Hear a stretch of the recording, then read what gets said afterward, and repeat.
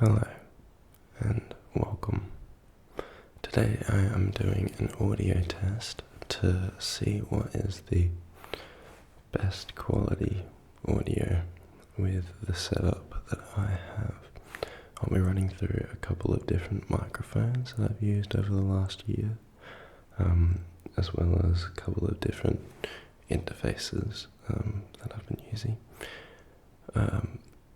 So I'm trying to find how to get the best audio that I can, but more specifically, I'm trying to figure out how to reduce the white noise that is often quite prominent in lots of my videos. So I'll do some experimenting with different things, but first what I need to do is find the most quiet room in the house, somewhere where there's no bird noises and outdoor noises that's coming inside. I'm currently set up between two doors leading to the outside, and they're both glass doors, so they're letting in a little bit of noise. Other than that, it's relatively quiet here, but I'm going to go find a new spot. Alrighty, so I think I found what I believe is the quietest room in the house. I wanted to start off by talking about pop filter / mouth sounds with microphones, because this is one of the first issues that I ran into with my older microphones. Right now, you may notice I don't have the fluffy dead cat on the windshield, and this is so because I wanted to show you what happens when I start getting up close to the microphone, and especially when my nose breathes into the microphone on both sides. You can hear that crackle. It's really nasty. So this is why I have the dead cat over these videos.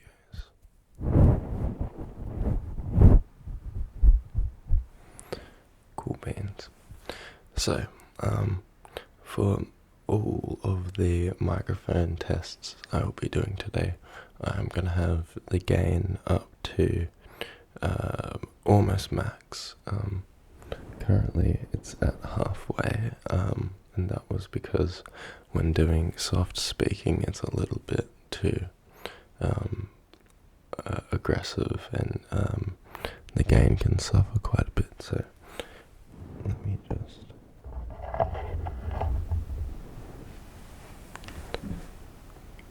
alright, so now we have super up close and quiet whispering. However, you can hear that the background white noise is pretty prominent and high.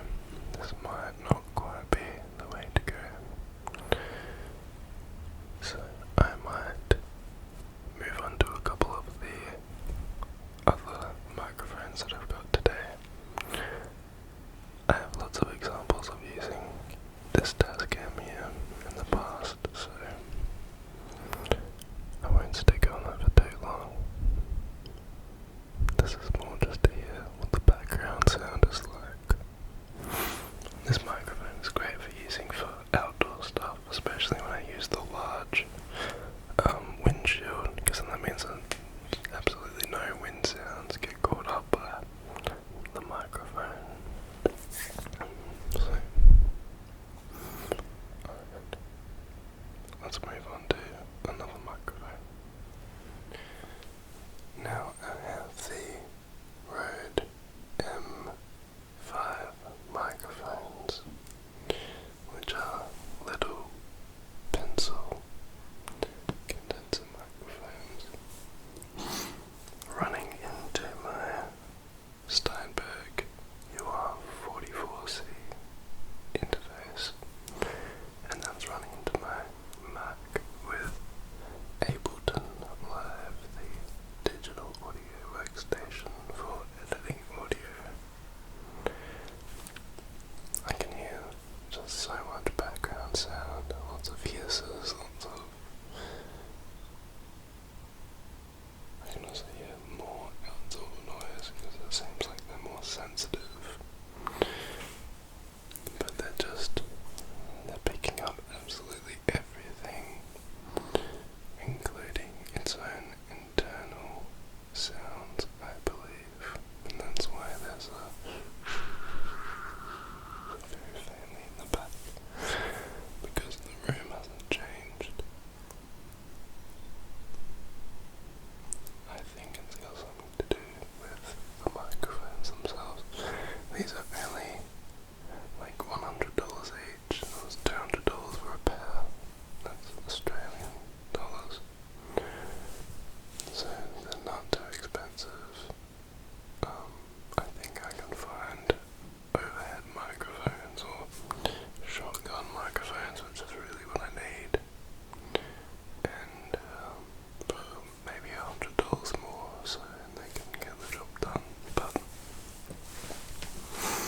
I'm not too sure if this is quite the route to go down, as I might be able to achieve better audio with regular large diaphragm condenser microphones like the Rode NT1A or any bass entry AKG condenser microphone or anything like that. So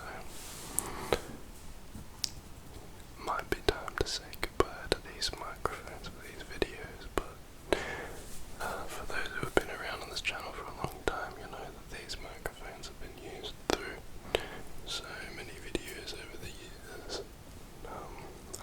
I used them for outdoor ASMR originally somehow, and I love these microphones because they're so tiny, but unfortunately I don't think they are that practical for ASMR. But still fun. Alright, now we have the Rode M5 microphones running through my Tascam microphone interface selection, which I just want to show you real quick how it works. So just here is where all the magic happens. So I've got both microphone cables running through to the inputs here. I've got my headphones plugged in as well, just so I can hear what's going on for the test.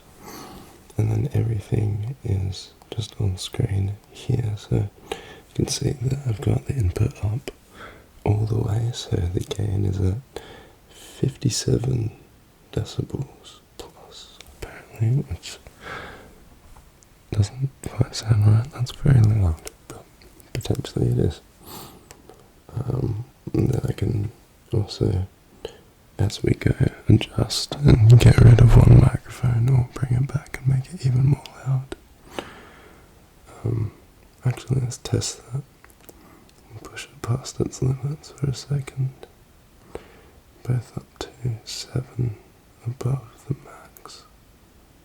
It's hard to get it. There we go. And hello. And hello. So interesting. There is quite a lot of background sound still. A lot of hiss and other sorts of sounds that I can hear, so even through the Tascam interface interface, it still sounds quite loud, so I think I might have to try out some other microphones even still, but this is like my favourite setup, being able to just put it through here because there's no power cables. This is battery powered. I can use a USB-C cable to plug it in, but this is just so handy, especially going from working with an interface and computer, which just has so many cables and wires I have to run through, but here it's just the microphone cables and headphone cable. If I wanted to, I could get wireless headphones and have a receiver plugged in as well, so there's no headphone connection. I would do that if I had in-ears for music, if I can afford them one day, because I know that you can make them wireless in different ways. But yeah, these microphones are very nice. They do pick up a lot of really nice sound, and I can get very close and not have too much distortion, as long as I don't face directly to it like that. If I gotta have my nose underneath, normally it works, and it picks up enough of that high the frequency sound. But unfortunately for me, the killer with these microphones is that the background sound is quite loud. But maybe with some better quality pencil microphones, I can get the same sort of thing and even better quality. But we'll see. Anyways, yeah, desk cam and microphones. Alright, now we have just a single Audio-Technica AT2035, larger condenser microphone. I wouldn't say it is a large diaphragm condenser microphone, because I don't think it is classed as one, but it's definitely on a larger size of condenser microphones. This is a pretty cheap standard microphone, which I use for music recording. I don't think I've ever used this for ASMR, but in testing it right now, it does an excellent job. Since starting this recording, there was a chainsaw that started across the road, so there is a very light noise in the background, but apart from that, it does a very good job at being a pop filter. Not too much. Seems to be getting through, which is excellent.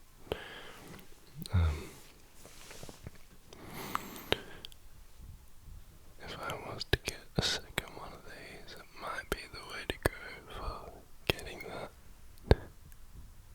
silent background and audio. The gain is set all the way, running through my interface rather than running through the Tascam interface. So I wonder if the audio quality would be any different between this and the Tascam interface selection. But only one way to find out, and that's to get a second microphone and do the proper test. So I think I might have to have a look at getting another one of these, because it wasn't very expensive. And yeah, I'm very impressed with that silent. However, it could be because there's only one microphone going, there's less noise being picked up. But yeah, worth it for the test, I reckon. Very interesting. I'm quite impressed.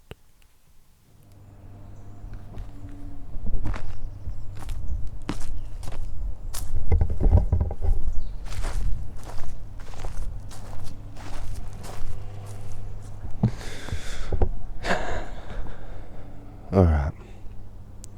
Final verdict. I think that there's two things to keep in mind when doing ASMR audio, and especially when wanting to have silent background audio. And that's that, well, the first thing is, of course, you need to have a silent workspace. So, air conditioner sounds, fan sounds, fridge sounds, that's one to keep in mind.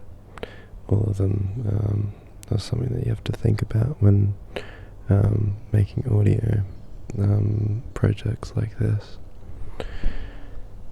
Not only eliminate noises from happening, but also you need to think about echo and reverberations inside of rooms. So working in bedrooms is a really good place to start if you're on a budget, because you can just chuck blankets everywhere basically, as long as the corners of the room are somewhat round.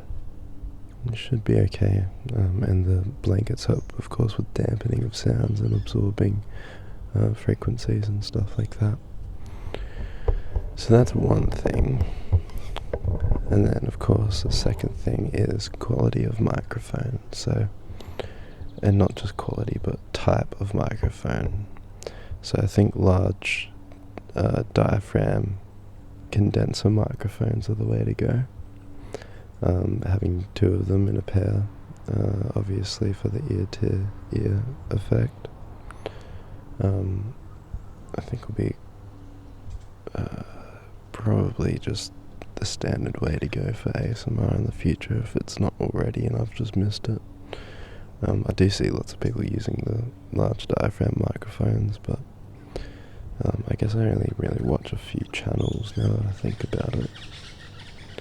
I've never really continuously followed new people in ASMR, just because my style is quite particular and I find it hard to find new artists, but I'm probably holding myself back by not listening to more and discovering more. Anyways, a ramble for another time. So yeah, from here I think I'm going to get another AT2020 2035 mic to match with the one I already have. I'll use that inside for indoor ASMR. This situation I've got right here I think works pretty well. I need to get better microphone holder, of course, and probably actually make a better windshield that isn't a big cube like this. I have made two other versions since that are round, but both of them I think are just stuffed up a little bit because they were letting air in different spots, and were probably a little bit too thin as well. So yeah, maybe I'll just cut the corners off of this one, but I like it as a prototype, the big cube. But yeah, anyways,